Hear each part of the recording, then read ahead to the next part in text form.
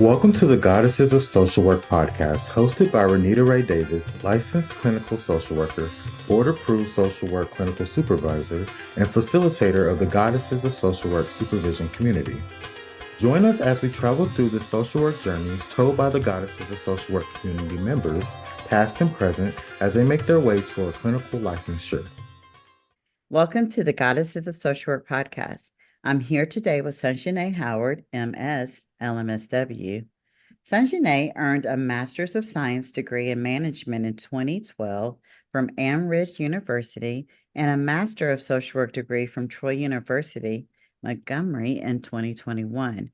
Ms. Howard currently practices macro-level social work with the Alabama Department of Public Health as a public health social work senior with the newly created All Babies program, where she focuses her talents in the areas of program development, policies, and procedures. Prior to working with Alabama Department of Public Health, Ms. Howard's extensive work history in the field of social work includes enhanced therapeutic foster care, trauma-informed care, foster adoptive home licensure, adult protective services, investigations, resource management, adoptions, drug treatment, geriatric social work, and correctional care. When asked how many years she has been a practicing social work, Ms. Howard reports, I've been a social worker 45 of my 47 years on the planet. Ms. Howard reports that as a social worker, her primary goal is to foster hope and a sense of community to all populations to ensure the forward progression of humanity. Welcome to the show, Sashane. Thank you for having me. You're welcome. We're glad you're here. Sanjane, yesterday when we spoke, you mentioned wanting to be known as Sanjane, the spunky LMSW. Can you expound on that? Well, I say that because I spent the majority of my career with Family and Children Services, and I provided care for mothers and fathers and children and grandmothers when they were at their longest, at their roughest, the hardest times of their life. Not the longest time, but it does seem long when you're going through it. But during the hardest times of your life, my goal, my job, my duty, what I appointed myself was to teach you how to get up and fight. So when I came in, they knew I was gonna be on 10. We were gonna fight. Okay, weeping may endure for a night, but joy's gonna come in the morning. We're not gonna lay in it. We gonna get up. We gonna stand up and we're gonna move on. We're gonna dust ourselves off. I would love to quote what my granddaddy told me, but I don't think it would make the podcast. So I'll brush over that. But the goal is to get up and keep moving. And you had to have some spunky energy to do that, apparently. You got to have you got to have that dog in you. Yeah, I got you. You I got to got you. have that dog in you. And you know what? I want to get into your social work story, but I kind of want to stay here for just a minute. So, as much as you can, don't delve into your social work journey to answer this question. But you know, you and I are more seasoned in the profession, and one of the things that we hear some of the newer social workers say is that they want to help people, and we all want to help people, but I think sometimes they don't realize the helping people part means getting in the underbelly with them, and like you said, teaching them how to fight and having that spunky energy. Did you know that because social work isn't roses, right? It's getting in the dirt with folks. Did you know that is what you were going to be doing in this profession? When I got into the profession, I knew it. I knew I was, like I said, I've been doing it for 45 of my 47 years. So I knew it was going to be ugly. I knew it was not going to be this glamorous thing. I tell people There are certain professions that are callings. Being a nurse, a teacher, a pastor, a social worker, because you're not in it for this glamorous lifestyle or this $1 million check. That's not why you're in it. You're in it because it is ingrained in you. I tell people it is genetically encoded. And no matter how you try to run from it, because baby, I am the queen. I ran hell 40 plus years from it. And guess what? Still had to go and sit in that classroom. And that was one of the best things I ever did for myself. And I'm going to say it is one of the best things because my plan, and Sanjane makes all these plans. My plan was to go to law school. I was going to go to the University of Alabama's law school. And after I completed law school, I was going to be a criminal defense attorney. That was my goal. But God, in his infinite wisdom and his wonderful sense of humor, said, no, we're not going to do that because you would be a mob attorney. So we're not going to do that. You're not going to end up like Jimmy Hoffa. We're going to keep you on the straight and narrow. Therefore, when you still want to do what you want to do, he'll put you in a place where you have to do what he tells you to do. And that's what happened. I love it. Yes. Sunshine. Totally see you standing toe to toe with the mob. Totally. But that's what we have to do in social work though, right? And we'll get in that. Exactly. Yes, it's stand toe to toe with folks and with them and for them, right? In the advocacy work that we do as well. So we've already started on the journey. Since you were 2 years old at least, you've been doing social work. So talk to me about your social work journey and how you got here where you are today. Well, do you want me to start at 2 or do you want me to start at Troy? You pick your poison. I'm gonna start even before Troy because Troy was in, I think you said 20, what year 21. was that? Yeah. But before you got to Troy and decided to get the Master of Social Work, you had a whole nother master's degree in management for 10 years almost. So how Right. did you even learn about social work and veer off from the management career trajectory? Well, actually, I got into management because my family owns a therapeutic foster care agency. And I have always been my father's proxy. And so I the running joke is my nickname is Peach. And the running joke is if you want to know something, ask Peach. I felt like a human reference library. So when I was learning things, because I was my father's proxy, I started noticing these things aren't right, managerial wise. This could be ran better. And the best way you can do that is to go and educate yourself. I'm not going to go by, oh, I'm going to do it this way, I'm going to wing it. No, if I'm going to do it, I'm going to do it right. And I'm going to be bona fide. So when I stand on something, I'm going to stand on it and I got the credentials to go behind it. And that's how I started. And in the management role, they needed somebody to teach trauma-informed parenting.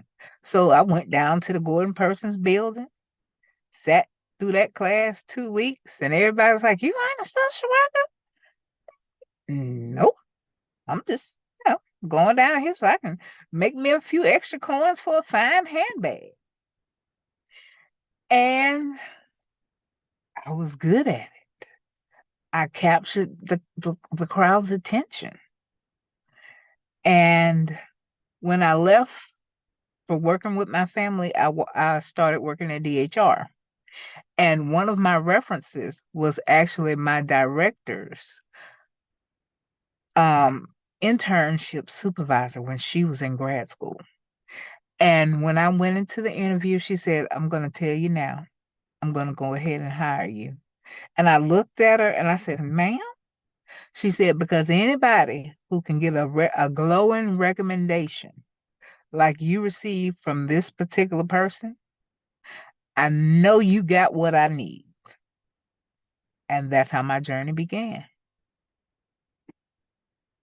So how many years did you spend at DHR and what was that experience like? My hat always goes off to folks who have worked at DHR or who are currently working at DHR because we do know all the stories and just the difficulty of that particular type of work. So I would love to hear about your experience at DHR. I worked at DHR, I'm going to say about 13 years. I started out in financial support.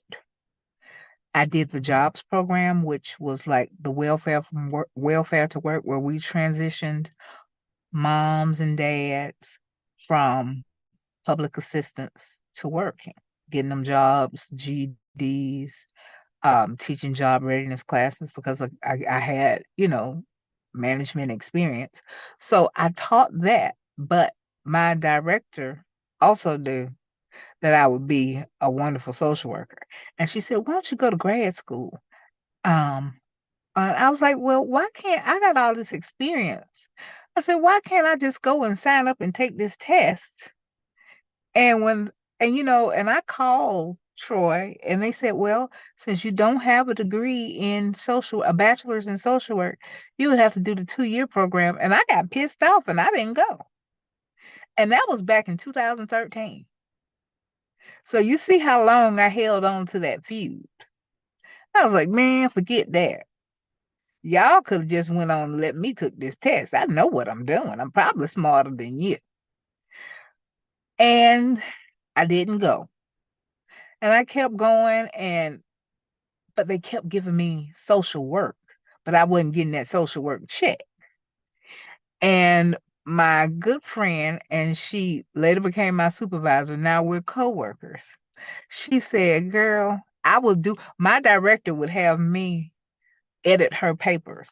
Like she was in grad school and she was like, edit her papers for her. Make sure so I was familiar with the work. And she was like, you might as well go on in here and get it. So I broke down and I signed up and I thought, okay, I'm gonna be bored as hell. But it was the best experience I ever had.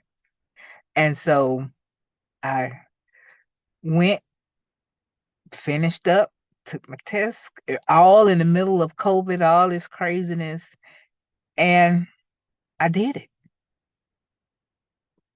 I did it. It did it. You sure did. And now you're Sangine Howard, MS LMSW. You said it twice, and so there's some energy there. Getting that MSW one was the best experience for you. And I'm curious as to why getting the education, because you said it. I have the experience. I've been working at DHR for all these years. I've been a social worker 45 of my 47 years on the planet. Why was getting that MSW what I'm feeling you're saying that's what made the difference? Because doing something innately and not understanding the motivation, the reasoning behind it has always been, I'm the type of person, I want to know why you're doing it this way. So when I went to grad school, I understood why you did it this way. And I could point out that you shouldn't do it that way. If something didn't sit right, I actually had the credentials to tell you that don't sit right and why it doesn't sit right. And that's why I love it. I took to it like a duck to water. I just, it was second nature. I could do it in my sleep. I, I, I loved it. I still love it. I love it too. 25 years later, I love it too. I think that part, let's go back to that. You said it was a calling, and those of us who still love it, right, even all these years later, definitely apparently must be a calling. Can you speak to that? Why do you think social work is a calling? Social work is a calling because it takes a very strong person to come into a situation where there's fire, blood, smoke, all the worst of the worst. You're being called everything except for what your parents named you, and you still have the ability to have empathy. You still can work through that mess and look at that and say that behavior is disparity. That's despair. That's hurt. That's trauma. That is pain. That is all that ball of confusion. And we're going to get through this storm. When I would walk in with the children, and the DHR loved me so much, they would give me the most difficult little people and parents that they had, because they say, Miss Howard is a special kind of crazy, and she knows how to engage. And I would go in and, I had one incident. I wish again that this was on XM radio. This man called me an MF, and I said, "Now wait a minute, Mr. X. You can call me a lot of things, but don't question my sexuality. If you're gonna call me anything, call me a DF." And he just stopped dead in his track. And it just took all that anger, and he just hollered. He said, "Woman, you crazy." I said, "No, I'm just telling you the truth. I don't have a problem with you calling me one, but make sure you put the right adjective in front of it. You know, you can call me the B word. Make sure you call me a pretty one, a smart one. Just make sure you give me the right adjective." And the reason I say it's a calling, because who else can be able to take that if you weren't called to do it, and not want to just grab something and hit somebody in the head? And but more importantly, what the journey people, I think a lot of people have to understand, is that to truly be a good social worker, not only do you have to have that dog in you, you got to know what type of dog you are. Okay? Don't If you know you're a Chihuahua, don't tell everybody you are a pit bull, because you're gonna get caught. There's nothing wrong with a Chihuahua. Chihuahuas have purpose. So understand that if that's what you're gonna be, know exactly who you are. Because when you know who you are, you will stay true to yourself, and you can prevent those crossing those boundaries, and also you can prevent losing who you are. That's the thing. Sashane, you hilarious. But that last part, how I just interpreted it, that part was sometimes we accept positions or work with particular clients that are out of our scope of comfortableness and or practice. One, some is ego, right? Because I've seen some folks take on supervisory positions, and we can be a great social worker, but are we great leaders? And it's okay if you're not, right? So like, what is my scope of practice, and am I working within it? And it doesn't mean that the profession is bad because you have difficult clients. It's just you're not the social worker for that particular type of client, right? And you need to Exactly. find the clients that you work best with and allow yourself to shine in that area. Because one thing I can tell you, after 25 years, there is not a lack of clients. Exactly. There will Yeah. always be clients. Mm-hmm. So find the ones that you work best with and stay in that lane. Yeah. Yeah. Mhm. So Sanjane, we see where you have a whole master's degree in management, had this whole journey, was a little stubborn, but answered your calling, and you've done all this type of social work. Now, where do you want to go with this? What are your plans within this profession? My plans: I want to be a supervisor, direct practice. I'm also going to do clinical, but My heart is direct practice. And the reason I say that I want to supervise direct practice first is because when you get your clinical license, they change the rules and you got to wait 2 years. And there are some phenomenal young women coming up who may be a little unorthodox, such as myself, who will need the guidance and the wisdom that I have acquired over my career and just in life in general that could have somebody to identify with that could sit down, help them write, help them get themselves together and thrive and make my profession even better. I want my profession to look like the clients we serve.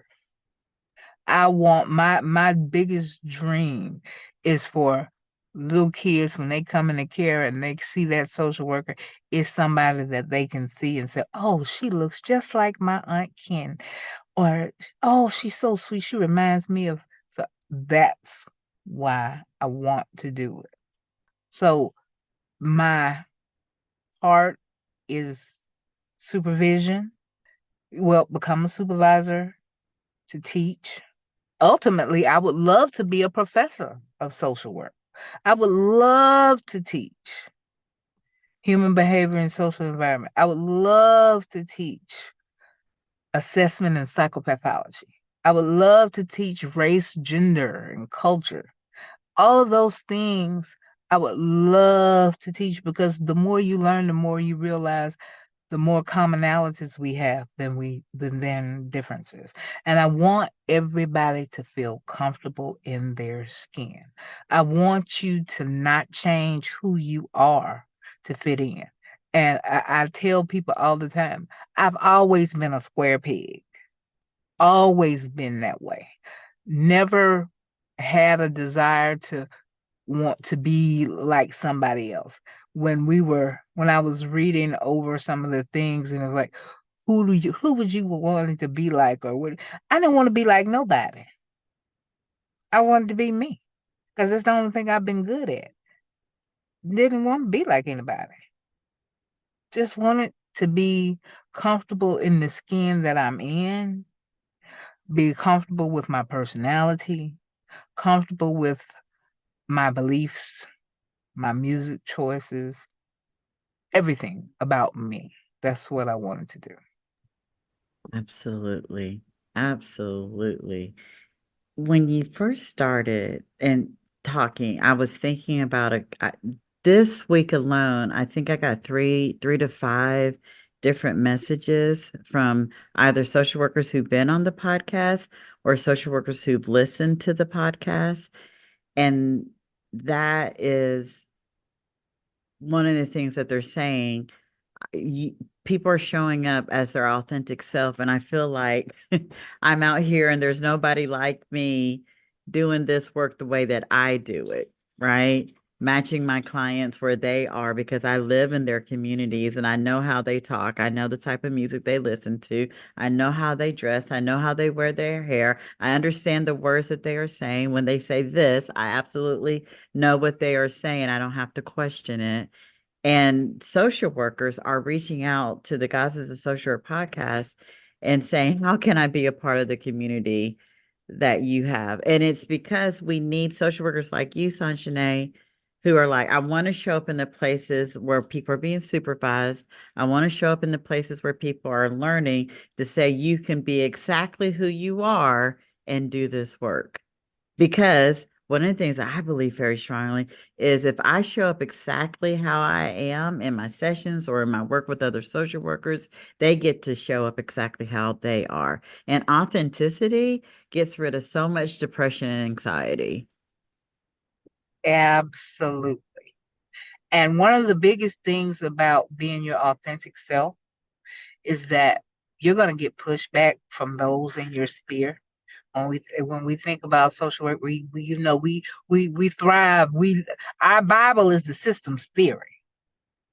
And so when you start living your authentic self, the people within the entities within those systems, oh, they don't like it. They don't like change. What's wrong with you? Why you doing that? And that's why I said you got to know what type of dog you are. If you know you a pit bull, don't go over there in that small dog kennel with them chihuahuas.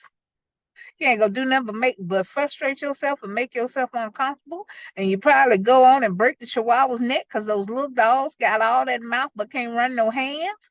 So if you know you are a pit bull, go to the pit bull cage. Go over there to the big yard. And that's what it's about. But you have to, in order to not give in to those certain, even cultures or family traditions, you got to know you and say, hey, I ain't doing that. I know we might have ate chicken on Thanksgiving for 32 years. This year I'm eating fish. Now you can join me or you can watch me eat it. But either way, this is what I'm prepared to do. And that comes with knowing yourself, not only knowing yourself, but being comfortable standing in it, whether it's that ball of confusion or whether it's a lazy wading pool. Whatever it is, you got to stand in it. All day long, stand on your square. I love that. I do want to speak to the chihuahuas though, because I love a little chihuahua and they will grab onto something and they don't let go. And so just as impactful, if you are a chihuahua social worker, hold on to that thing and don't let go till you make a change or an impact. Right. And I love the analogy. Go ahead. yeah, and I'm an owner. I'm a proud owner of Pepper Peppermint. Latrice, Mm-hmm. and she's a Pomeranian. But she got the heart of a pit bull, but I would never let her out. And I got a hawk that's perched because it's winter, and I have to bring my baby girl in. She likes to sunbathe, but I hate to have to get with the hawk for trying to take my baby away for a light snack. But that's why she got her mama, the pit bull, to make sure Mr. Hawk keep his distance. So yeah, but everything is impactful.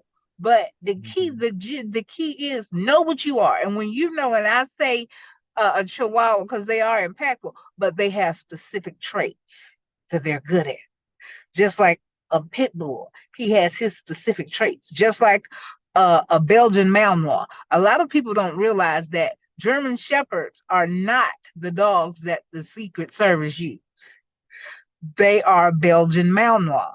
They look alike, but Belgian Malinois are very, very intelligent dogs.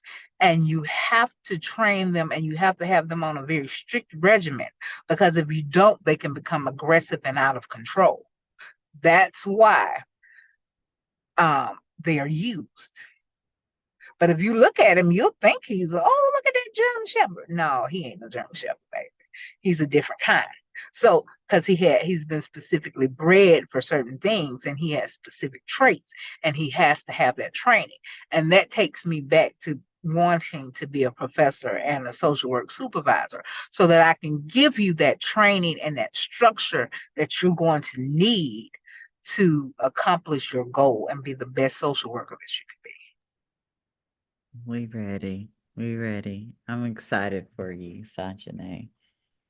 Oh, that was good. All right, I'm moving on to our next question, okay?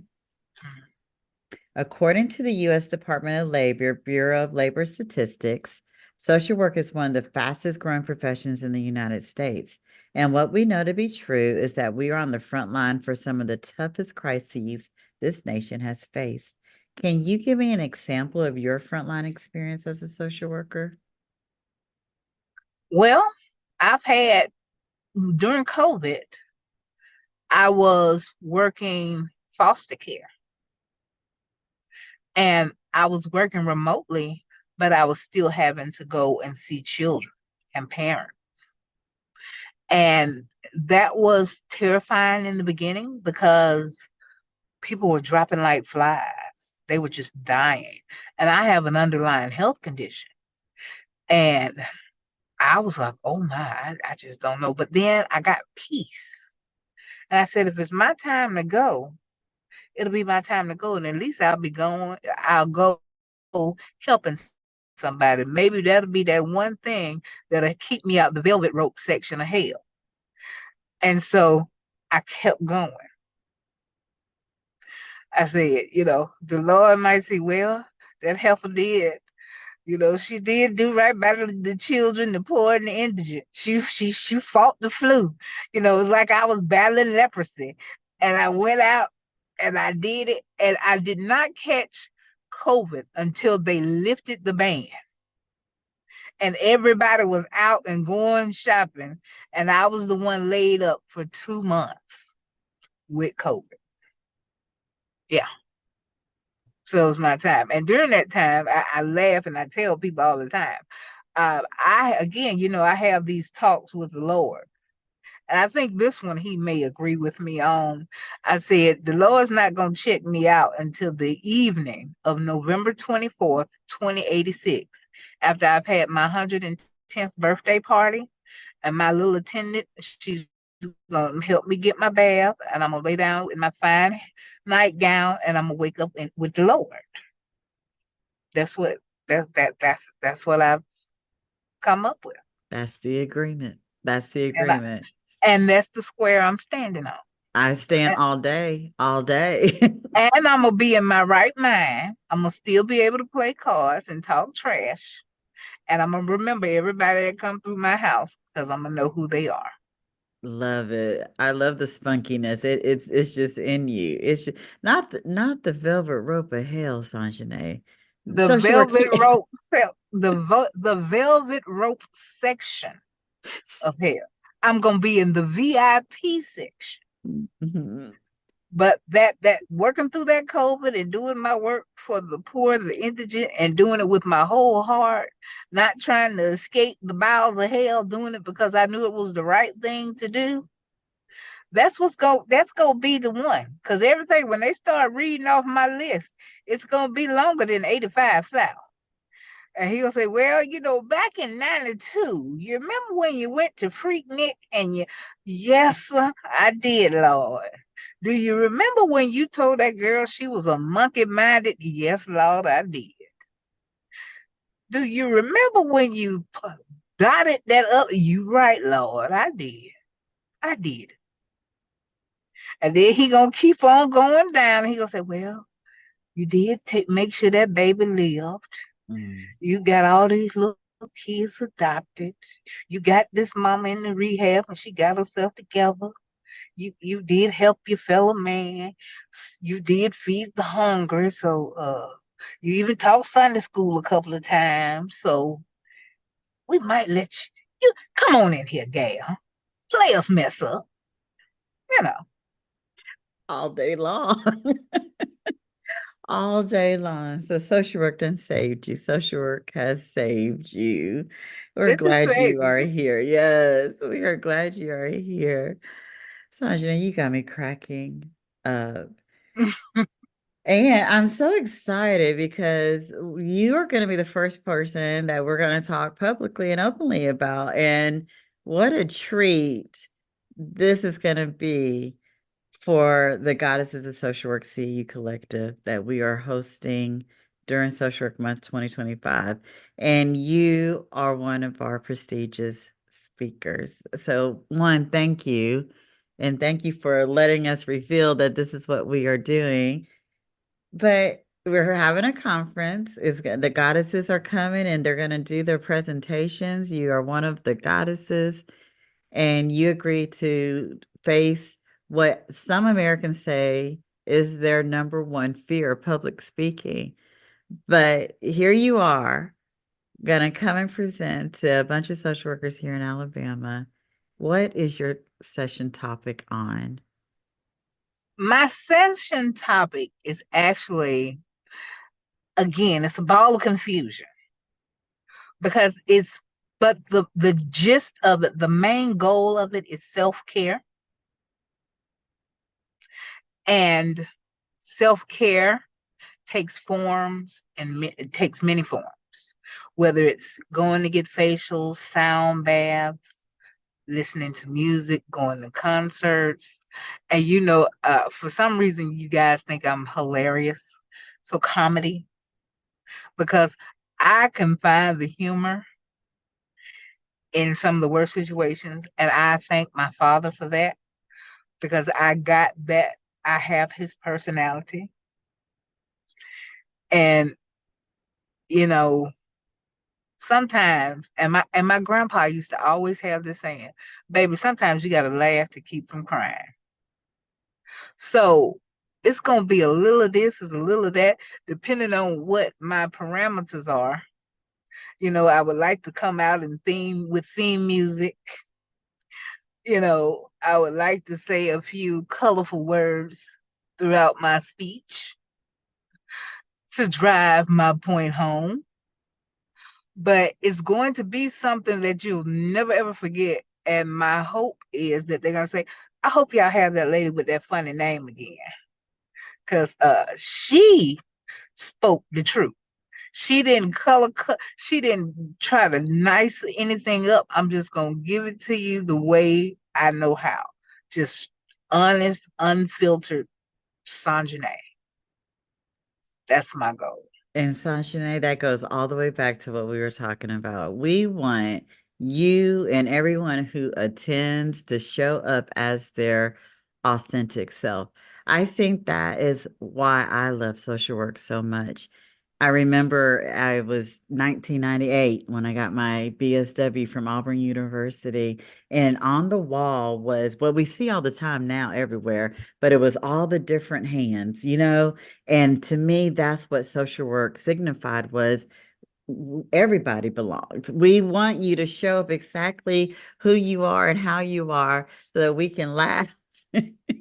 We can understand exactly what you're trying to say with your colorful words, and we can learn.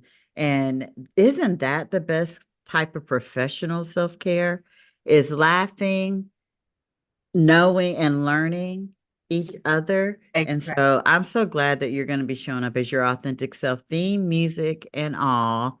And I cannot wait to hear your presentation during the Goddesses of Social Work CEU conference. Sanjane, what is one belief about social work that you started on this journey with that you feel has changed the most for you? One of the beliefs I had was about myself. Um, I believed that for some reason I thought that I was not going to be as impactful as I was. And I say that when I worked foster care and I left foster care and they had another social worker take my place and how my babies, and I call them my babies because they were mine, because I know what it feels like to be a motherless child. And my babies was like, Miss Howard didn't do that. Or I would pop up at school, and if my kids thought they were being done wrong, they're gonna say, I'll call Miss Howard. Miss Howard gonna handle this. You're not supposed to do that to me. And Miss Howard said, if I'm not comfortable, if something not right, I can call her and she gonna come up here. She told me not to cut up. That's her job. And they would be quoting the same things that I taught my children, my biological children, and they knew that I cared. They would hug me. I don't care. My kids, like I said, they would give me the most lovable children, the ones that would move frequently. And when I come in there, they would just start confessing. Miss Howard, I'm sorry. What had happened was, and I ain't mean to do that. You gonna take my phone from me for a couple of weeks. What, I ain't gonna be able to go out on my weekend pass. I understand, Miss Howard, because I was wrong. And Mr. So and so, I was wrong. I'm sorry. You ain't had to call Miss Howard. You ain't had to take it this far. And that's what it was. Because I didn't think that they would connect to me that way. I was working under the impression that they'll say, okay, she's nice, she cool, whatever, but she don't, we ain't gonna connect. But they truly connected. They viewed me as mama by proxy. My mama ain't here, but I got the next best thing. I got Miss Howard. And that was the most rewarding thing. And that's what changed, that it changed in me knowing that I actually did make an impact. and that they will remember me because they will remember how I made them feel. I didn't make them feel like they were ostracized or like nobody didn't care, because guess what? I've had that feeling. I walked in those shoes. I understood not having the closest thing to you when you're in those most awkward stages in your life, and I was able to walk them through it, just like my mother would have walked me through it, just like I walked my children. I know that emptiness, so I made it my business to do that for those babies. Mhm. I know your mama is proud of you. I know I she hope is. Yeah. I hope so, even though I still got a seat on reserve over there in the Velvet Rope section, you know. I know she is proud of you. And one of my favorite things to do on the podcast is when we talk about the women who've gone before us is to say their names. So can we say your mama's name on the Goddesses of Social Work podcast? Yes, my mother and my daughter have the exact same name, Mm, Sandra. mm, My mm-hmm. mother's name, well, we refer to her as Sandra the First. I love it. And my daughter is Sandra Jr. She's S Jr. My dad calls her Little Sandy, but we refer to her as Sandra the First. My children Mhm. call their grandmother that they never met, they've only seen in pictures, they call her Sandra the First. That's what Well, we refer to well, we honor Sandra the First. We do because we are so grateful that you are so passionate about those babies and they had the honor and the privilege of having you as one of their social workers and talking about an impact. You know, that's direct practice, and you're going to be an amazing direct practice supervisor.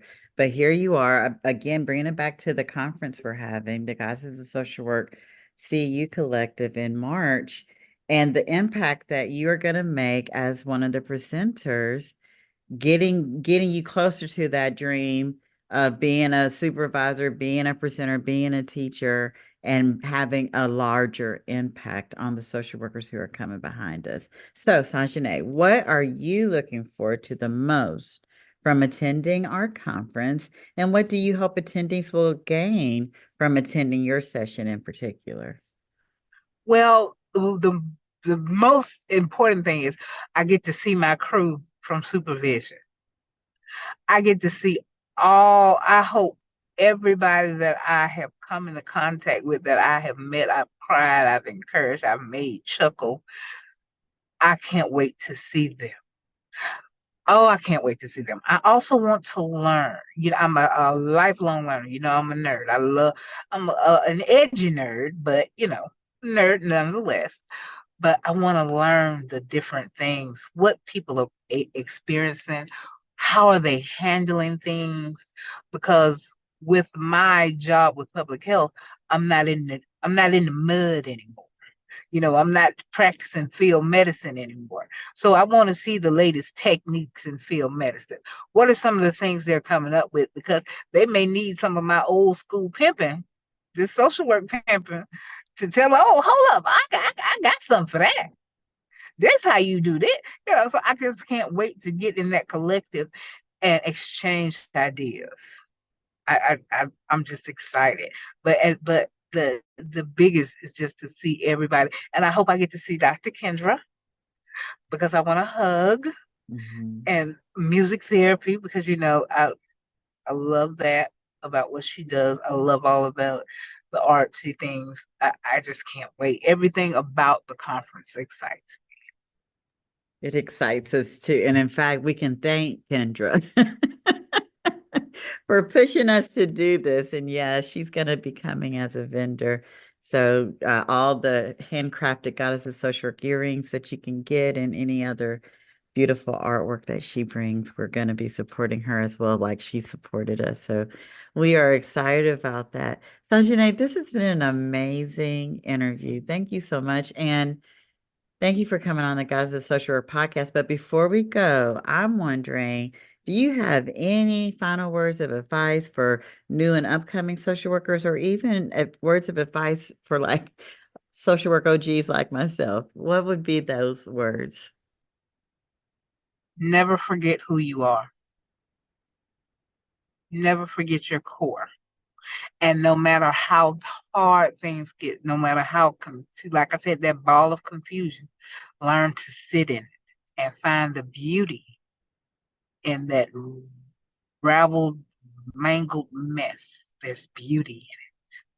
But the key is you have to sit in it and you have to accept it, because what you're doing is you're showing your bravery by looking at your fears. Learn to look at that fear and say, wow. We talked about how I used the analogy of Rocky when he lost his fight and he had to go to one of the people that he never thought he would have had to go to. And that was one of his opponents. And he had to get back in that gym and he had to start fighting.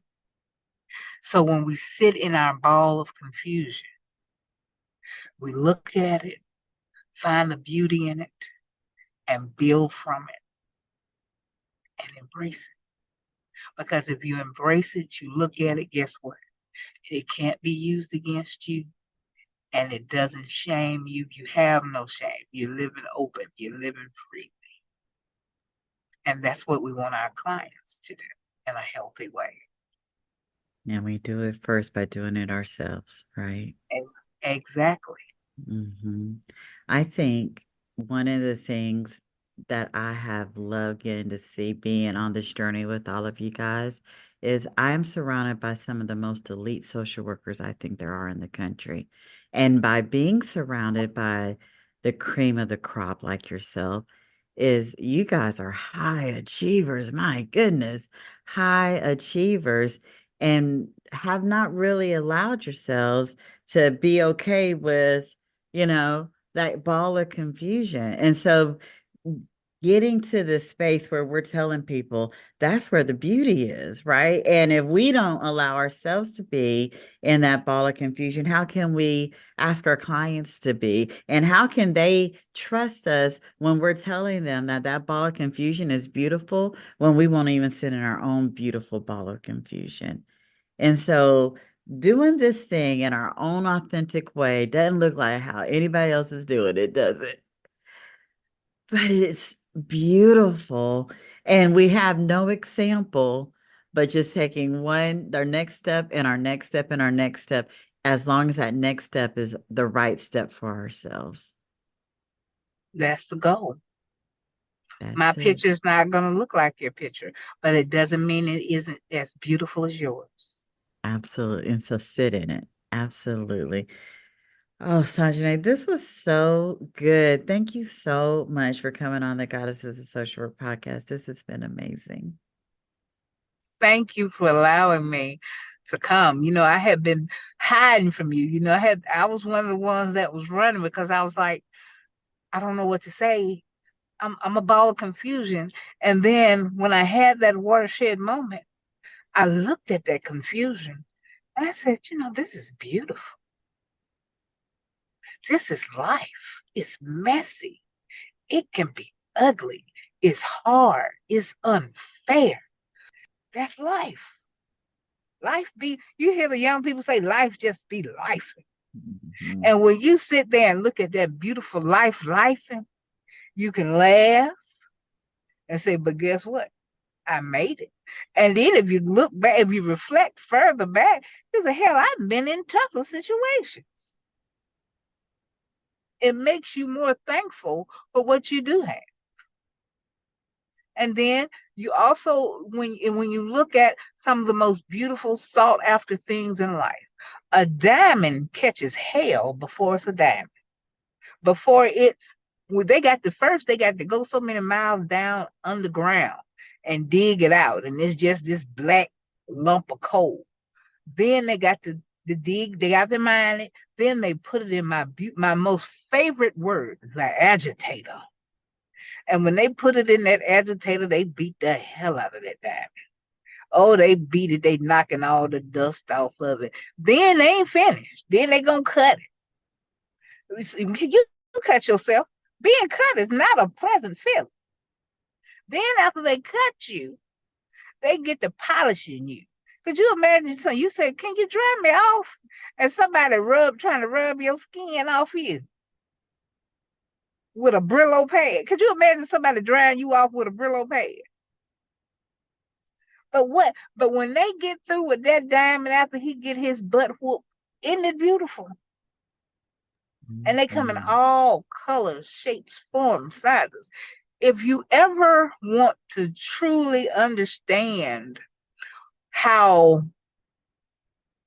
misfortune can transform you, I always say to read the book of Job, but for those who don't want to read the book of Job, watch Michael Jordan's Hall of Fame speech. Michael Jordan's Hall of Fame speech. Michael Jordan said he got cut from the varsity basketball team when he was a 10th grader for a guy who was older. And Michael Jordan invited that man. He flew him out to his Hall of Fame speech, to his Hall of Fame ceremony. His college coach, because they went to the final, they won, and they were on the picture on the front of Sports Illustrated, but he took Michael off because he wouldn't let Michael take the picture because Michael Jordan was a freshman. Then when Michael Jordan was talking about when he was entering into the league, how other players tried to blackball him. And he called them all name by name. He called all of them what they were. He said, but you know what? He said, all you did was add fuel to the fire. You made me stronger because I thought about how you did me and I kept shooting because my goal was to show you what you missed out on. And he said, yeah, coach, his high school coach, I can't remember the man's name. He said, yeah, I brought you and him together because guess what? I'm up here and he's still playing ball like he did when we were in the 10th grade. And I felt that because that was his authentic self. Now you saw why he had that chip on his shoulder. Because he was going to make everybody shut up. Everybody who naysayed, doubted, shortchanged him, he was going to make them all shut up. And how did he do it? He had that dog in him. He put in that work. And he shut them down. And that's what you have to do. And he motivated himself. He didn't say because of, he said in spite of. And I've always taken that road because I know a lot of people who've had tragic lives who say, well, I smoked crack because of. And I look at a lot of the tragedies that I've endured, and I personally and professionally, I say, in spite of. I took the Michael Jordan team, and if y'all don't know by now, my daddy is a retired basketball coach. So I know all of these analogies because I'm the only girl. I'm the oldest, and I'm a daddy's girl. Everybody who knows me knows I am my daddy. Me and my daddy are two peas in a pod. And so all of these analogies I know. And my daddy wouldn't let me feel sorry for myself. Get up. My granddaddy, I told you, my granddaddy had very cool. That's where I get my fine language from. He, it's all right to shit and step in. We're not going to walk. And so we got to keep fighting. That's why I say, I'm the one that's going to teach you to fight. I'm going to teach you to build you a better mousetrap. My daddy says even the most unsophisticated rat has more than one hole. So, and when you think about it, what they say, when God closes the door, he'll open a window. My daddy said, the rat, if you close one of the rat's hole, he got a nut. Same analogy, but you got to keep fighting. You got to get it in. If you're a chihuahua, you be that chihuahua that hold on with the heart of the pit bull. Because those little tic-tac teeth are fierce. Do you. The key, don't give up. Don't say because of. You do it in spite of. You done preached a whole word. Your daddy want a preacher. No, he gonna be right next to me and my brother in the velvet rope section. Oh, okay. Y'all got y'all's own section. We got our own section. We got you know how they put the embroidered letters on the chairs, on the back of the chairs? We got our initials already in gold piping. Yeah, we got our own section. That is great. Sanjane, thank you so much for inspiring social workers. Thank you for inspiring me. And thank you for coming on the Goddesses of Social Work podcast.